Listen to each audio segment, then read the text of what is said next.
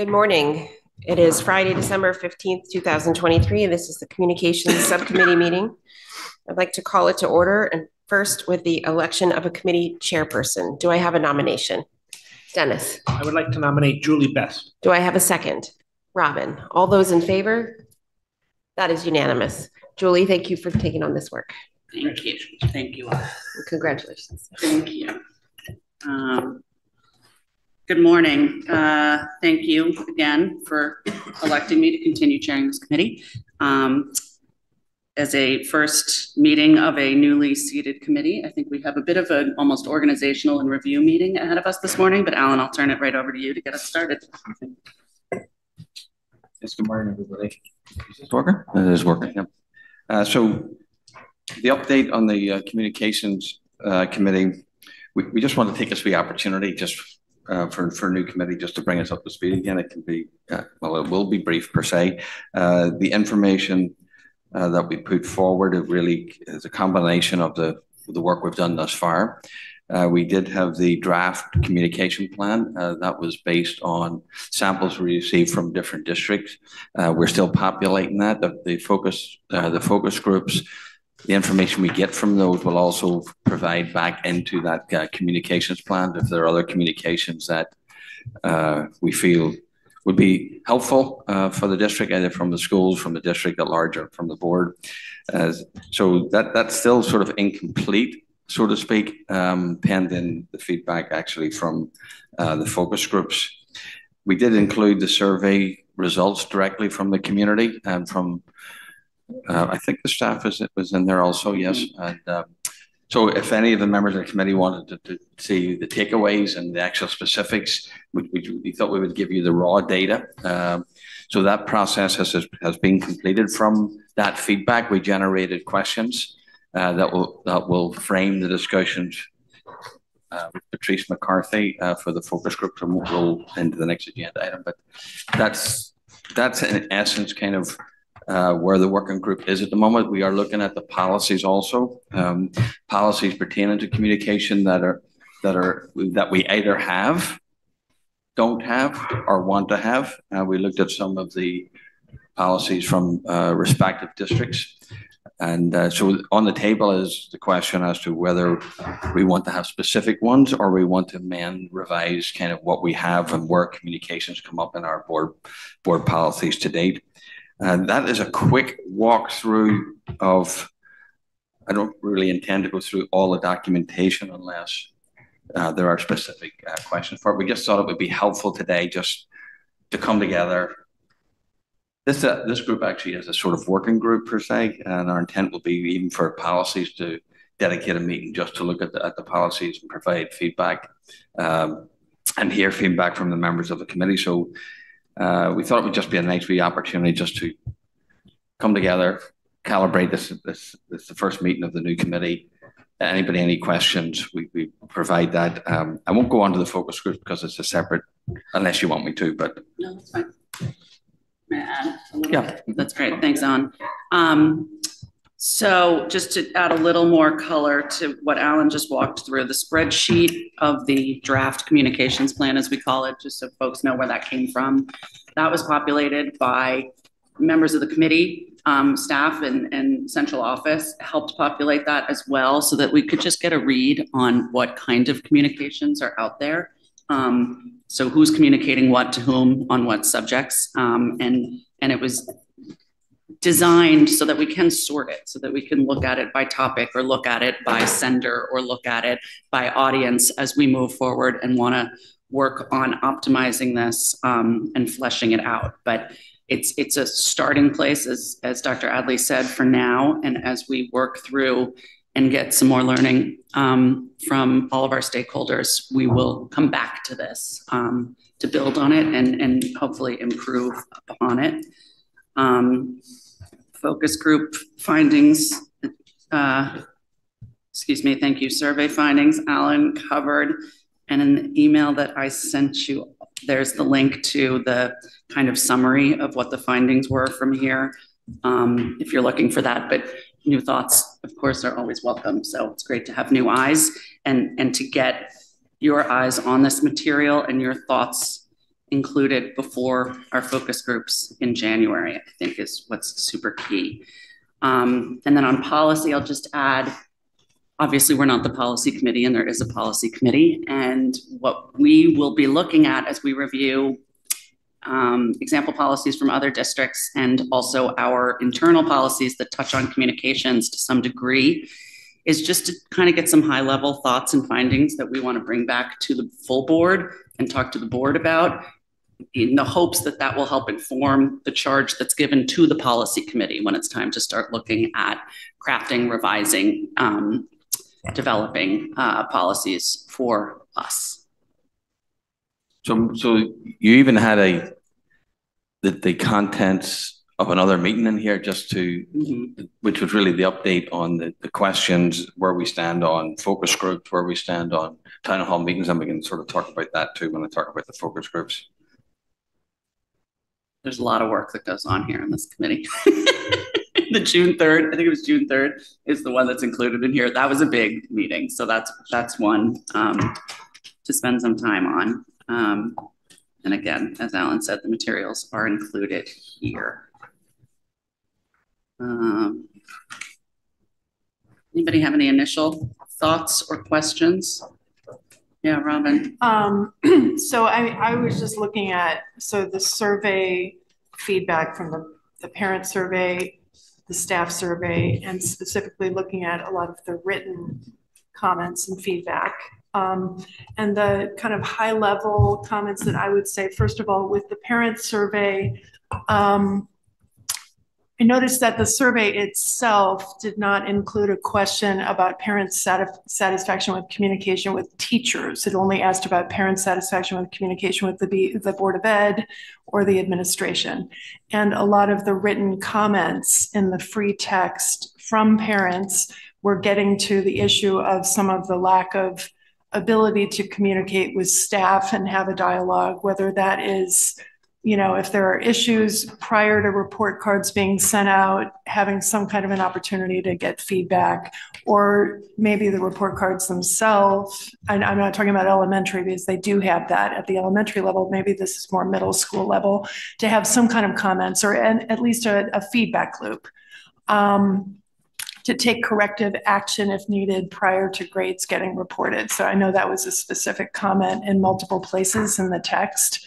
And also there was a comment about a lack of teacher communication to parents. This was at the middle school specifically, just, whether that's curriculum related or anything. I think just there was some feedback about that I'm thinking potentially for the focus groups, it would be helpful to add a question about what parents, might recommend or think about ways that we could improve the feedback or dialogue between parents and teachers, just to kind of get some thoughts from people about that. And then same thing for staff, because staff might have a very different view of that. And so I think that would be important to have as part of the focus group discussion. There's another comment that I also had was the staff feedback. In many cases, and again, we didn't have a question on the survey about staff's ability to communicate with the Board of Ed. I don't believe, or maybe there was, but there was a lot of text in the staff feedback that they didn't feel that they had an opportunity necessarily to have more of a dialogue with Board of Ed. And I don't know if that's our purview or if we really are restricted just having a dialogue with administration, but in terms of communications, it seemed based on the amount of feedback from staff that they did want to have some kind of an opportunity to voice concerns or voice input or be used as problem solvers. And even if that's informal, kind of not like a town hall that we have with parents, but maybe kind of some meetings, that it seemed like there were multiple instances of staff writing that they wanted to have some kind of ability to help talk through various things with the Board of Ed.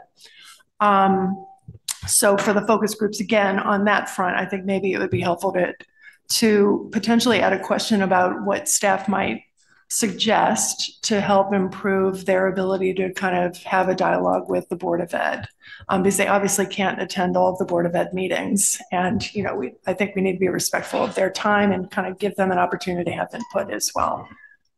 So those are just some of my high level thoughts initially on the survey. That's great. Thank you.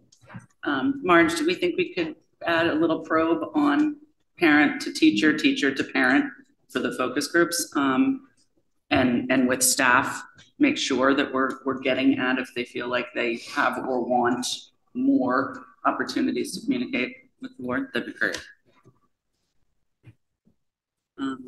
Yeah, Greg. And just following up on that, much to Robin's point, like with the teachers, should there be any communication forum between the board and the teachers? I think that's a separate question. I don't know if, like, it wasn't really part of what's up there now in terms of the purpose of this committee, but like, should it be part of the committee? Like, should the board have a direct feedback loop with the teachers to get feedback on, I don't know, whatever the important topic is? Certainly, periodically we have to. There should be vehicles to be here to provide feedback to board on issues or on what's happening in the school system. Or there should be some sort of vehicle at least to be able to come back and say, here's what we asked the staff. Here's what their feedback is. The idea of just direct contact is a different discussion a wee bit. But tacitly, we should be able to find a way for the board to know what the staff feel. That we're not going to preclude that. There's process and procedure to allow that to happen, and we should have those process and procedures to allow that to happen. You need to be on top of kind of what's going on, and not just necessarily hear from me or from my administration. But at the same time, we have to be careful how we do that. That's all. And maybe it's also a function of making sure that staff is aware of the ways to communicate with us. We, a few months ago, had a teacher from the middle school who came and spoke to us in public comment about a great initiative about getting kids signed up for library cards. But it was, he was not familiar with the process prior to coming and speaking to us, but it was great. And it was wonderful to have him come here and talk to us about this great initiative. So there may even be an opportunity just to make sure that faculty is more up to speed on how they can talk to us effectively. So there was a question, like number 10 was members of the community would like to engage more directly with administration and the Board of Education. And one of the follow-up was, how might this be accomplished? If the staff want to do the same and they're so interested, whether they are or whether they aren't interested, that will come out in the process.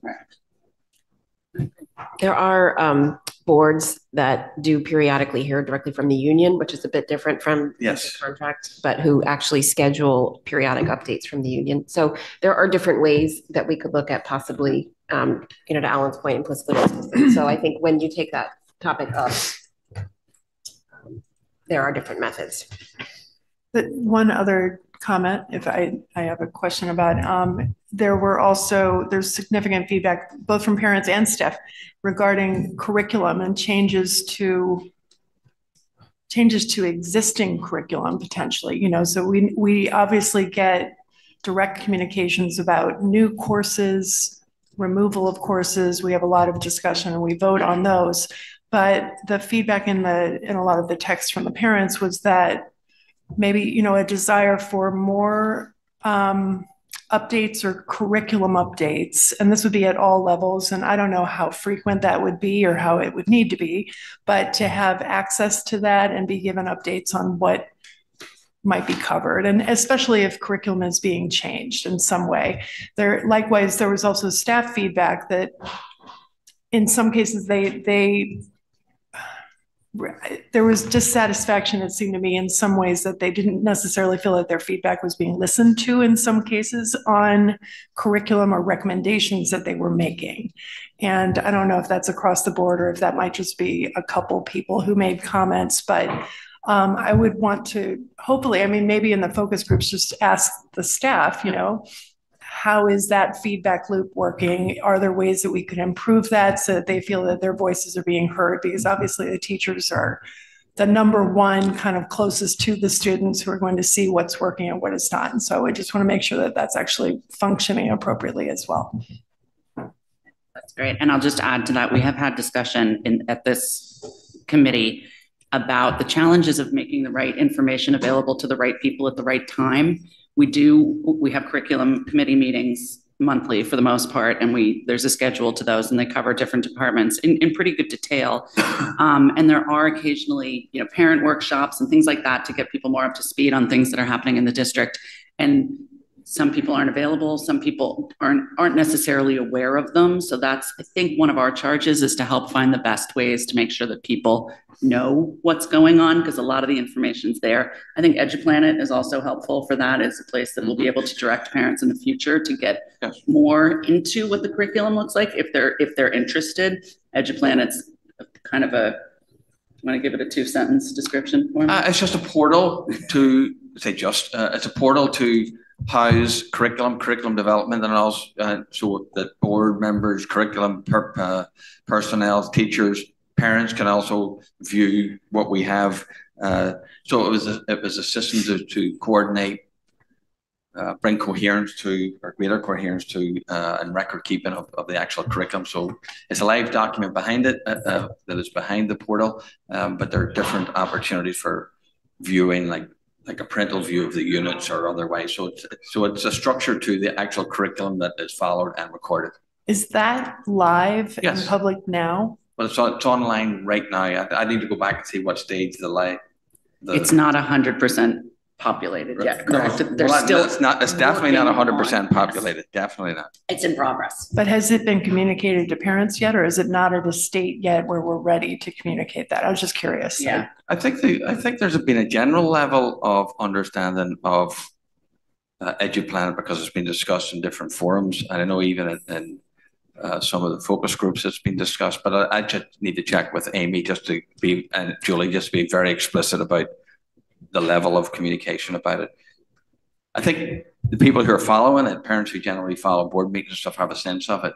I don't know the greater sense. Right. I don't think we've done a big introduction of it to the general public, so to speak. I don't get the sense we have, because the summertime curriculum meeting, they were talking about how they were populating it. Yes. But I don't believe that the general parent population as a whole is aware of it or knows that they can go to that to kind of view things. So, I mean, actually, that could be a help. If it's ready, I think that should be something that is communicated. Maybe we should put on an agenda for the future when we will be ready to, when there's critical mass, so to speak, on that platform to want to push that out to the community. Well, it might. I mean, you could also we could either have an update or otherwise on EduPlanet at the curriculum committee meeting. That's a great idea. That's a good idea as an agenda item. Yeah. Awesome. Dennis, you got anything? Or are you good? You're pretty. No, I'm pretty caught up. Yeah. Anybody have anything else, or should we talk a little more about focus groups? So the focus groups, which are the follow-up to the survey results, that will be the basis of those. They are scheduled now for January. We did reschedule them because the short notice of just wasn't helpful to people, and we didn't get the population. So we reschedule them. That's nobody else's concern about that. That's from my office, and just roll out of it. But we're not going to do it if we don't have a population. So we have rescheduled these. That is for January 17th and January 18th. Today there will be, as part of I just took over from my office the communication of this, just to take it out of other people's hands and to be very clear about it. There will be updates from each of the schools, from the PTOs, just pointing them to my communication later on in the day. So we're looking for 15 to 20 parents from each level of elementary school, high school, middle school. January 17th is a day for high school parents, elementary parents, middle school parents, and parents of any age group. There's another opportunity on the 18th following that, just in case some people can't come. I think not the concern we had. We're wondering, what would we be able to get enough parents, right? If we end up getting too many, if it flows over to, like, it was originally 15 we're looking at, if it flows over to 20, we'll take a 20. If it flows over to 21, we'll take 21. If it's 30 for a session, I can't take the 30, right? I would just randomly select those. If anybody isn't randomly selected and they call me about it, I'll put them on, right? Or if people really want to be on it, we'll find a way for someone to be on it. The main thing was just actually hitting the actual number. I think I'll have more of an issue with that potentially than actually people not being able to be included. So we'll be very inclusive about the process as much as we can. This gives parents here a wee bit of an opportunity, a couple of weeks to be able to respond and so on. There's a closeout date on it. I think was what was the closeout date? The 5th of January. That should give people a good opportunity to be responsive to it. So that is going out today. It will be a Google Doc. Where people just simply sign up for the school or the session. Okay, so just to amplify that, for anyone who can hear my voice, Dr. Adley's communication today will include a Google Doc for anyone who's interested in signing up for the communications focus groups the week of January 15th.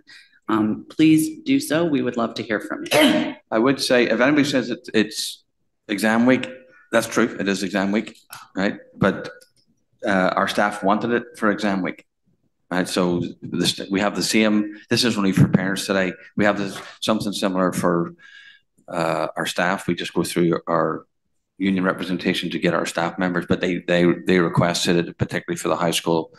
If they're here, they can come over. They can correct their papers in the evening or otherwise. That was more convenient for them to actually come over during the exam week. And I'll also point out it's in January, so weather I don't have any rain check days, weather delays. It doesn't snow anymore. So hopefully that'll cooperate with us. But with that, we're ready to go. One question, is the staff, are we doing a separate focus group with the staff? Correct, and what is the timing of that? That's also those 2 days. Oh, okay. I didn't put that as part of the parent communication. That will also take place over those 2 days. Can we get the schedule? I understand you won't send that out in the parent communication, but can we just get the schedule on that just so we know? Yeah. Thank you. Yep. Question for the committee and Alan. Alan, you mentioned you're going to blast it out and the PTO will amplify it, which is wonderful. But it's our staff that have access to all of the email addresses. So do you have a plan for the principals to amplify it also or to communicate it out?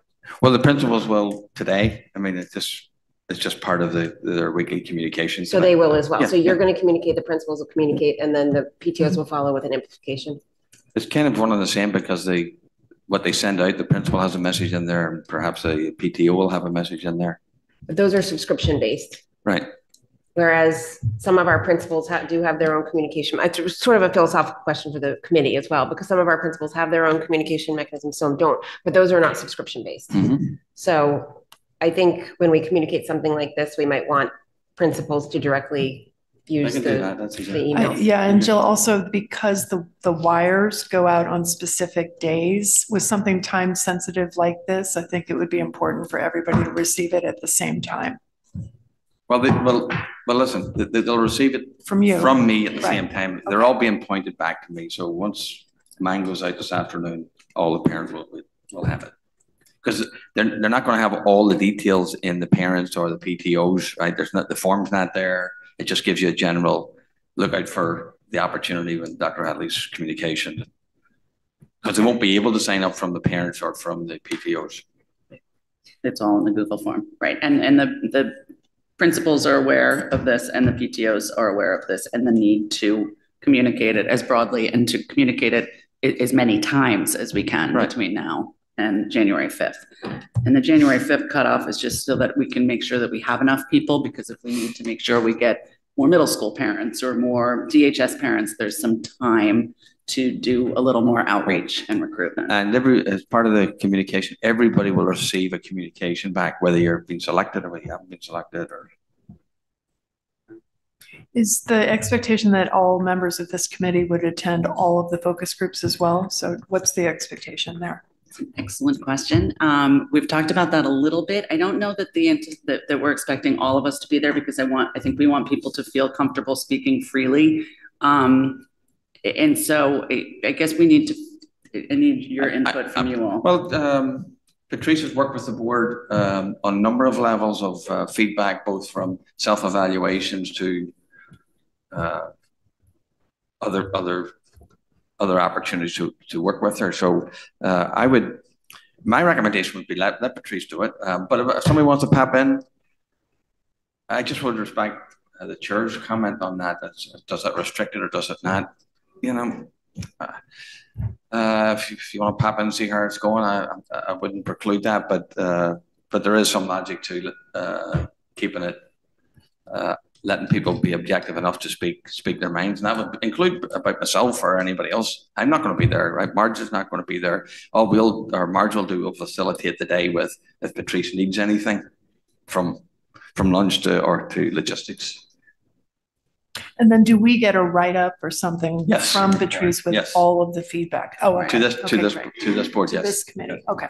Which I think is part of the magic to, you know, there's some magic to focus groups in that you need to interpret what's being said, right? This is qualitative feedback, not quantitative feedback. So that report will be kind of the critical findings. And Patrice has some expertise here. So and I think we said that we would wait to the next meeting to come back to this. Actually, to be honest with you, I think the next meeting is on one of these. That's not getting it scheduled was more important than freeing up that day for this committee to meet so that the committee could meet. We'll schedule at another time. Correct. So the 17th will not happen as scheduled for this committee to meet, and we'll have to come up with a new date for that next meeting once we have the focus groups conducted.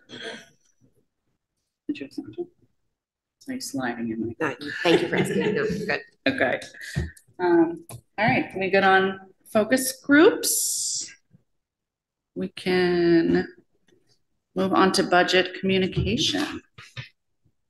I'm gonna jump in. You want me to tee it up? Whatever you'd like to do. We had talked about, as we are, I guess we're already in budget season, but kicking off budget season, the value of this group having some discussion about how we will be communicating out budget developments, materials, et cetera, to the community and all of our stakeholders as we work through the process. So Alan was going to give us maybe a thought or two on things we might look to do to facilitate that this budget season. Well, I can only share with you what I'm going to do. I'm happy to listen to this group if they want to do anything differently. But what we agreed to do, well, first of all, there was a couple of town meetings that we scheduled to do. One of them, depending on what the topics were, well, we ended up having a topic at Tokenique. Then another one would be the budget. Oxford. Sorry, thank you.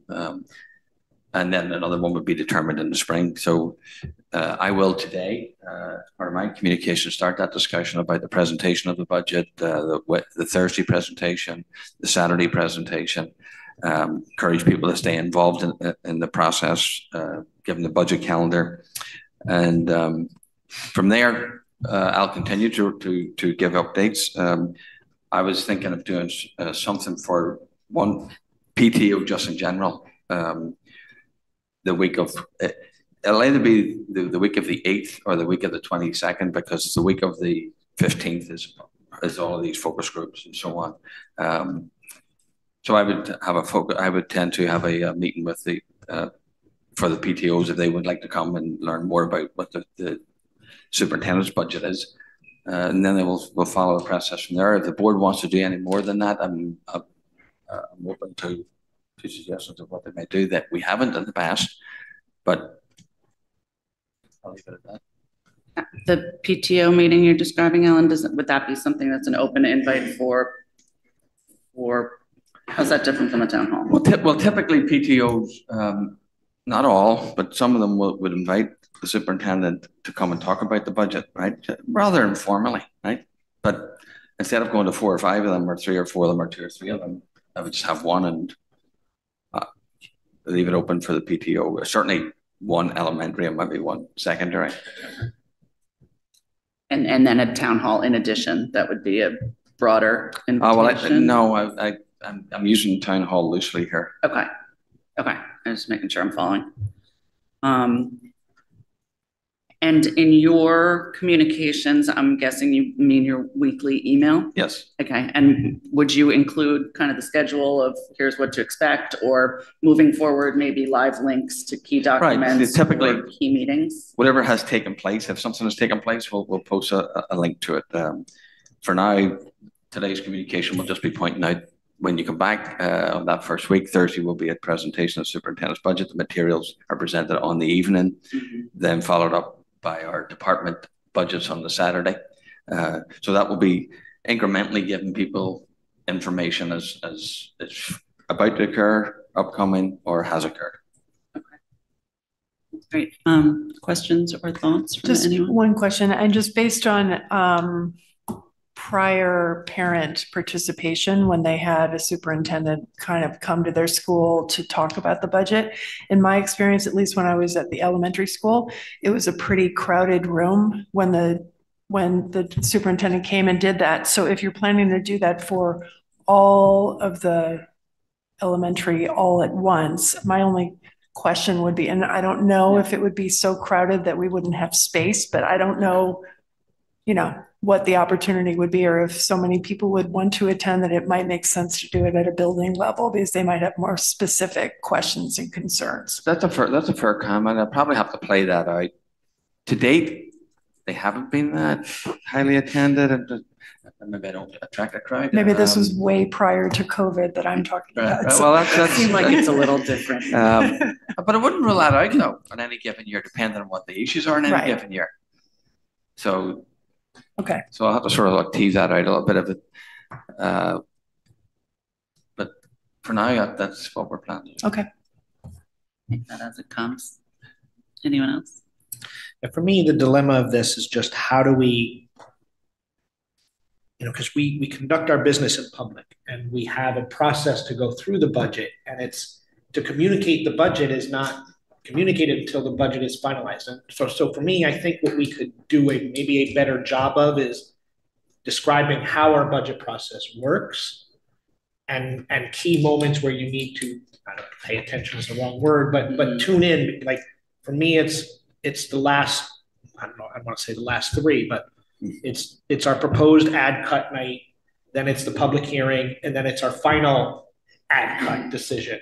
And those are to me, the three big meetings that you need to pay attention to, because the rest is work in progress. And what is proposed and what we're discussing up until ad cut is information gathering and that of that like versus are we cutting a program or not? And until it's voted on that night, I think it's a little preliminary to communicate about where we are in our discussions. And I think it may cause people to get upset over something that they don't need to be upset about. Yes, that can happen. Yeah, actually, I think that's a really good point, because to some extent, if you do this in January and it hasn't been fully discussed or approved by the Board of Ed, those parents might view that as the equivalent of what we typically would do at the public hearing, where people are giving public comment in advocacy of some, a certain budget issue.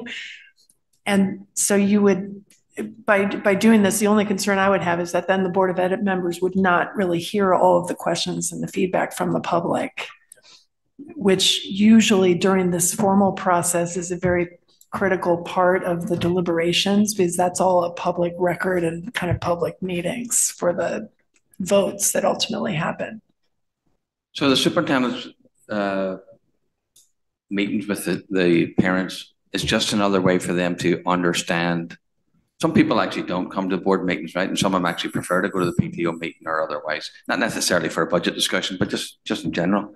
So it's not going to be talking about a board discussion about this. It would just be sharing what is being considered by the board at this point, what has been presented from the superintendent to this is the dilemma. Like we either want the communication or we don't. Or we either want to increase the communication. So it's, for me, it won't be, you got to go to board this, you got it right. I mean, clearly I'm putting forward things to the board for consideration that I think we should, but it's just as long as it gives the parents just an opportunity. What is this? Right? Can I ask a couple of questions about it? Yes, my board members can come to that. Of course I can. There's no problem with that. But it's only it's literally it's just an explanation, clarification of things that are being asked in the superintendent's budget. It's not in any way interfering with the board processes. Okay. And it's your recommended budget, certainly. Yes, like you, at that you point, that's need all an it is, opportunity to share what you are recommending for the district. So, Alan, is there an opportunity to utilize the media as we get to some of the bigger dates? Or this might be a crazy question, but does your weekly email go to the local Yes, newspaper? It does. So they get that information. because anything that goes to, they've already To asked that everybody. many times before. So the easiest thing is just to send it to people. Okay, so, you know, hopefully they will pick up and amplify when the public hearing is coming up and those key dates, and follow along with what's coming from your office. Okay. Yeah, Greg. I have somewhat similar questions / observation that Dennis had. So like with respect to the budget, like a lot of times when we're thinking about like forecasting some of that out, like there's details around like key contracts that are coming up, and we show like, here's what we're budgeting. And my question is like, does that potentially hurt our negotiations as we're doing that? Because we're effectively telling those vendors, we've allocated this much money. Now they go and they see it and they're like, well, we know we've got it allocated. We're going to ask for the most possible. I think the answer to that, Greg, is that we certainly have. If anybody wants to say what the line item is, there's a line item there in totality, but we don't break it down as by what percent for what unions.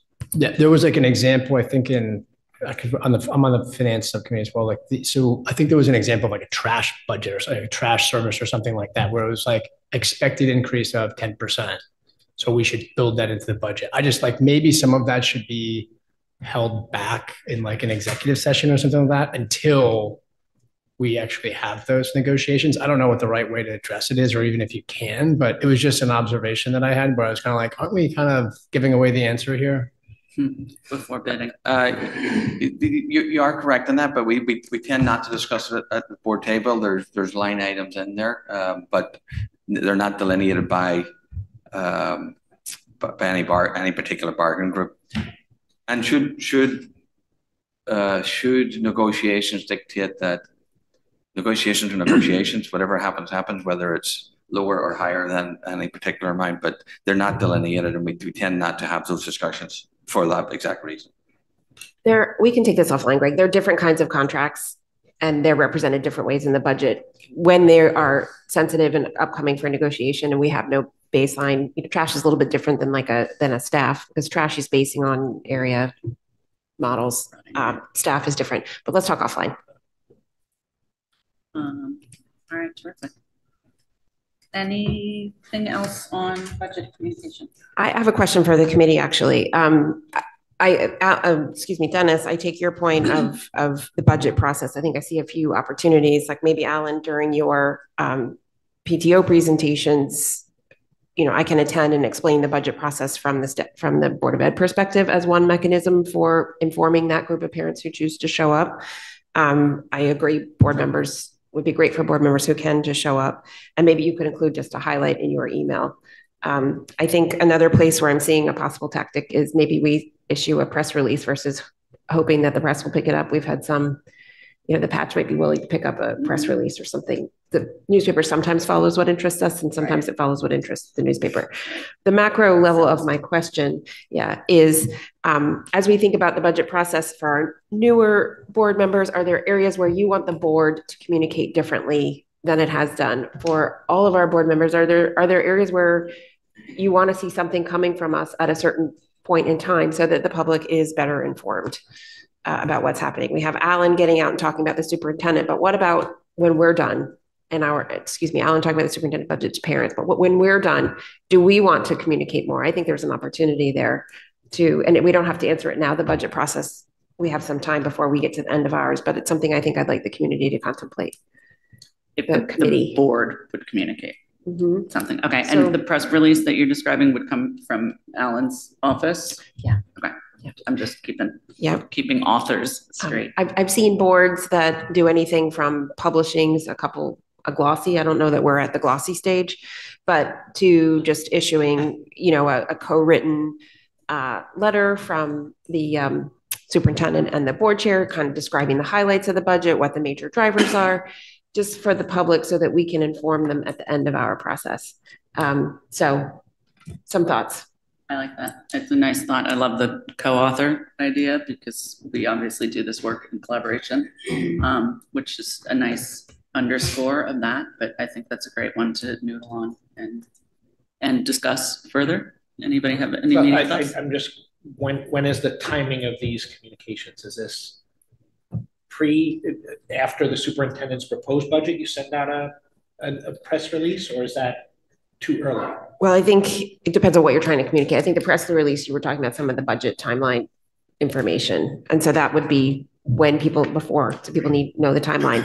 What I was describing on the back end is sort of a summary of this is the budget that the Board of Ed is putting out, and this is why we're putting out this budget. I mean, the approved Board of Ed budget. Approved Board of Ed budget. After Thank you, Robin. After we've done our work. This is the tricky part of trying to straddle this line, because at that point, when you put out this is what the Board of Ed has proposed, it's too late to comment because it's done, right? So you need to get it that week before we do add cuts and say, these are what we're proposing, and to me, it needs to go out at that timing, because if we do it in mid-February after we voted on the budget, there's no way for any parent to say, the only thing you can do is go to the RTM or the Board of Finance and cut, right? You can't add. Right. And so I think that could cause frustration to parents of saying, I didn't have a voice in the process. Just my 2 cents with that. So maybe I'm wrong, but I think we have to, there's a fine line in how we communicate here. You have a very good point. I wonder if what about the idea of putting out a press release after Super Saturday, which is the only least fitting name, the only more unfitting name than our retreat during the summer. But anyway, I digress. Putting out a press release following Super Saturday with information on what's coming next. There was a 72-hour meeting this past weekend, and the board worked through the questions, et cetera, coming up next. And the press release would be released to our community as well as to the press, and hopefully picked up by the press, to really make some noise and get some attention about where we are and what's going on in the coming weeks. And then I do agree with you that a wrap-up piece is a valuable tool before it moves on to the Board of Finance and eventually the RTM. So maybe we could take care of both with 2 vehicles. Yeah, I agree with that. I would say in that, so the press release that would come after Super Saturday, for example, I think it would be really important to stress in that press release, here are the opportunities that parents can give feedback, the public comment before all of these different meetings, or definitely the public hearing.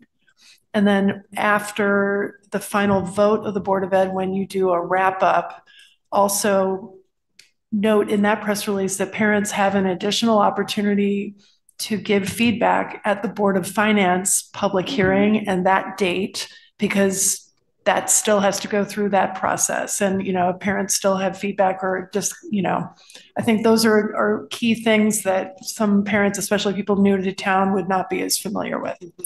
I agree in terms of just providing an advanced, very simple summary of here's the process to parents. And I think that addresses the issue, because they can't say, well, we didn't know about that because you said, here's what's going to happen. And then at the end, I think, Jill, to your point, having a very simple high level summary, here's where we ended up, would be really helpful, because some people can't look at all the detail and don't have time to read through it. Right.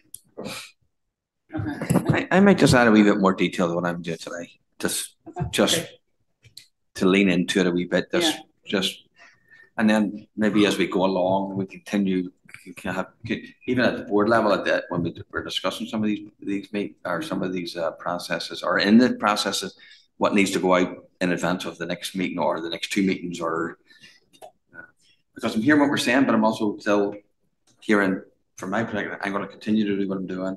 I'm going to continue to flag and stuff, I'm not quite sure what I'm hearing, what the board is going to do or not going to do, but I think I don't know if we're just going to hold ourselves like accountable together just to navigate through this, or I think so. And I think we're thinking that maybe an extra communication following Super Saturday. So in addition to what you'll be communicating on a regular basis, and then we can work. So we'll flag one for after that date, and we'll try and put something together. And we'll work on that. Okay. So we can work on that together. Okay. Yeah, I just think parents will appreciate being notified of these things because the whole point of this committee is to help improve communication and make sure that they're informed and that they understand how they can interact and when they can give public comment or feedback. But with that, so I'm just curious, why do you choose the Super Saturday? To me, the information, the key information data is our ad cut night. And to me, that's where that information needs to come out, because the following week is a public hearing, and that's where you can comment on what we're looking to add or cut. And to me, that's the key, at least as a board member, that's the key meeting for me to listen to the public, because the rest is our process. Again, I'm not trying to, please don't take this as I'm trying to not have communication with the public. It's just, we're going through a process, and the process is how it is today, is that public hearing is to me the key meeting of the whole budget process. Okay. And that's where we hear how valuable a program is to parents or not, and whether or not they're okay with letting something go or not. And if we propose a cut and no one comments on it, that means that most parents are happy to let that go. And when you propose a cut and 40 parents get up and say you can't cut this program, it gives you pause to say maybe this is something we should put back in. At least for me, but that's how I view that. To me, that's a key night, and that public hearing is the key vehicle of the whole process for me. That's a fair point. We can think about what the exact right timing is. There's part of me that wants to get people paying attention far enough in advance. And I'm not saying we can't do both. Yeah. And maybe that's the better way. Yeah. Fair enough. Let's think on that if that's okay. We don't have to decide that for sure today. Okay. Good points. Thank you. Excuse me, John Cini has a question. John, you are unmuted. Guys, it's not public comment yet. I'll wait until then. Thank you. Oh, I wasn't sure if he was going to participate. Sorry. Okay, great. Anyone have anything else on budget communications? One more question for the committee. One of the other things that happens during the budget season is sometimes we're contemplating something, for example, and information gets out ahead of us, or sometimes misinformation, or things get described differently than we would describe them as a board. Do we want to consider any sort of mechanism for responding? Do we just want to continue to use our board meetings, or do we want to consider anything else? As a question for the committee. It kind of goes to like the thing that I was talking about before. Like, is that caused because we put out some detail and people see it and then they start misconstruing it or start thinking for themselves? Like, maybe we need to hold back some of the detail until we actually have the important conversations so that people aren't jumping to conclusions. I don't know. Yeah. That's hard. I mean, we're obligated to share the information to make it available to the public. So what they do with it is up to them. I mean, we've seen our survey, for example, we've seen things taken and run with in other directions than they were intended. And I don't know that we certainly can't always control for that. Can we try to correct it, I guess, is the question.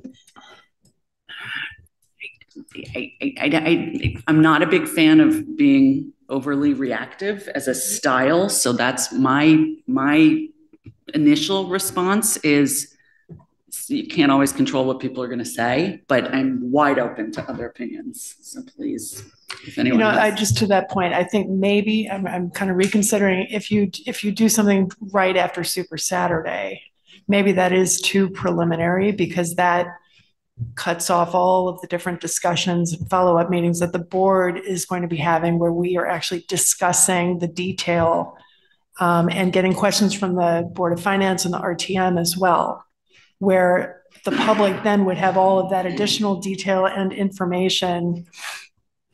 So I guess I'm kind of getting to where Dennis is talking about, where, you know, it's really right after the ad cut night that it's the most kind of finalized and where everybody's going to have all of the information. And to Jill, to your point, I kind of feel like we have to play it by ear a little bit, because if we get the sense that there's some misinformation happening, we should deal with that more in real time and kind of figure out if that is needed.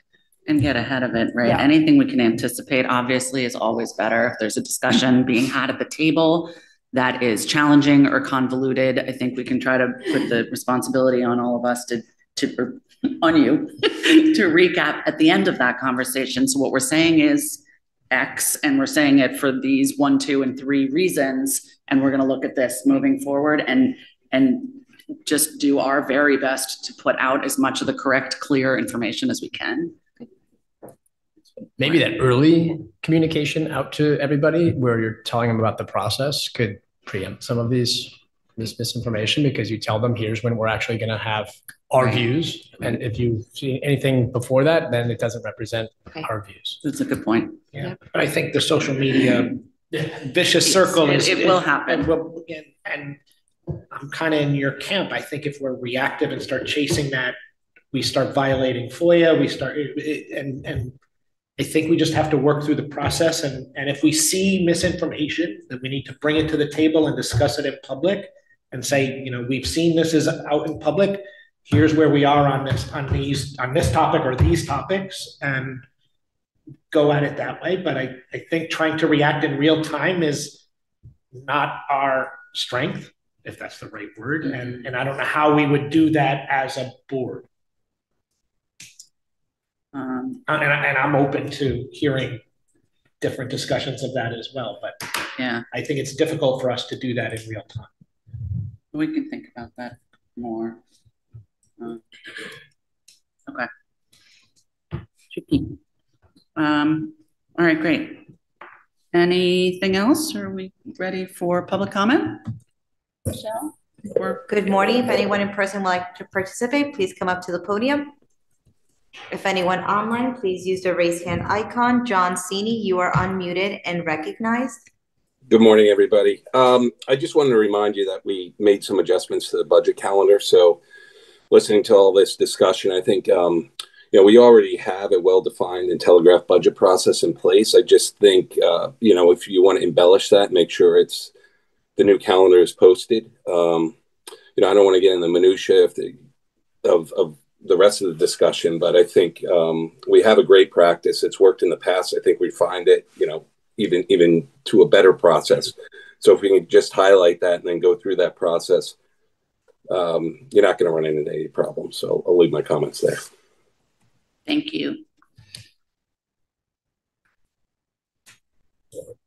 There are no more raised hands at this time. No one in the room? No. Someone in the room.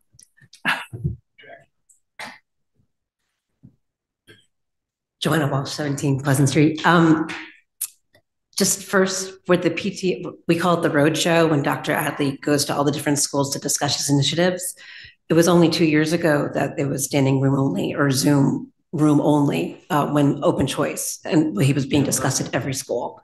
So I don't know what's in this year's budget, but it might be necessary to visit each school individually if there's something in there that draws a lot of attention. The only other thing is that last year, the public comment and the vote on modifications was the same night, the public hearing. And I think this year it's not. I think they're back to being 2 separate nights, but that's sort of when panic sets in, that people don't know what's going on and they feel like things are being cut and they haven't had an opportunity to really talk about it. So from our perspective, the more information everybody has, the sooner, the better it is. And yes, you're discussing and talking about things and nothing's settled yet, but the way to get people to panic is to tell them not to say anything or do anything or just wait, because people will wait and wait and wait. And then if something doesn't turn out the way they hope it will, they'll feel like an opportunity went by for them to have their say. Thank you. Okay, entertain a motion to adjourn.